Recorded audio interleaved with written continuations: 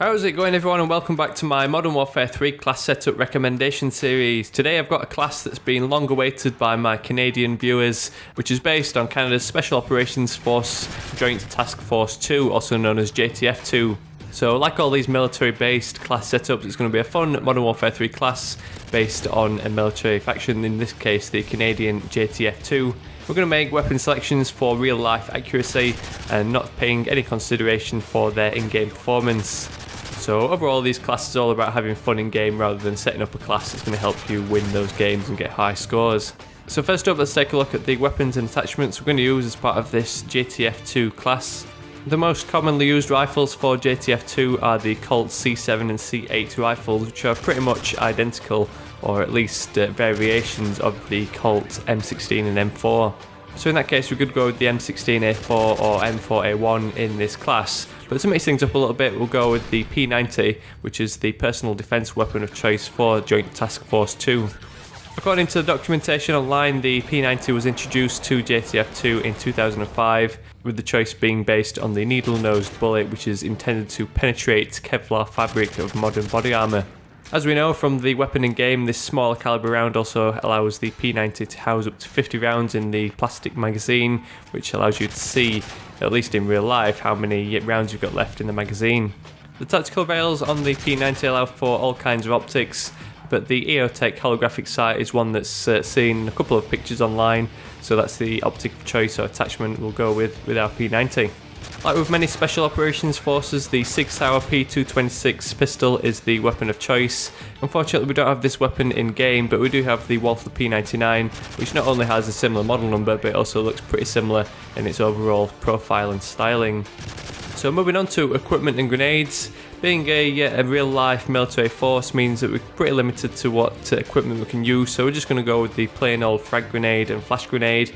I couldn't really find any information online that allowed me to kind of tailor this class to a specific role like we did back with Spetsnaz, that were often deployed to sabotage enemy communications, so that allowed us to equip the C4.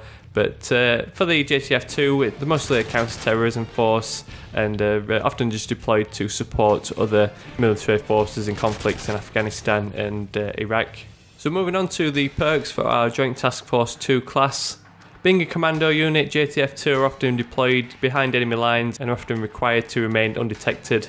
There's one report where Joint Task Force 2 were deployed into the mountains of Afghanistan and remained undetected while conducting surveillance. So for our first tier perk, we're going to go with Blind Eye, just to help us stay undetected from enemy killstreaks. Second up, for similar reasons, we'll go with Assassin, just to help us stay off the radar and be able to sneak around the back of the bad guys and perform those flanking manoeuvres. Then for the third tier perk, we've gone for Sitrep, not only to relate to that surveillance and reconnaissance, but in one report I read that one piece of inventory that was available to JTF2 was a high-tech portable X-ray machine produced by Primex Defence Products, which allows operators to examine suspicious packages from a safe distance. So this kind of fits in perfectly with the description of Sitrep in game, and it's going to highlight enemy explosives and also give a heads up on those booby-trapped care packages. So let's finish off this guide with a look at the Killstreak rewards we're going to use for our Joint Task Force 2 class. First up, we're going to go with the Predator missile because of another report that documents the introduction of some anti-armour rockets by Saab Industries, which are being introduced to JTF2 during their deployment to Kandahar. These single-shot fire-and-forget missiles are intended to be able to destroy a main battle tank with up to a range of 2 kilometers, so it does kind of relate well to the Predator missile in game. And it's kind of a single-shot missile that we can deploy from the sky that we can use to destroy enemy killstreaks.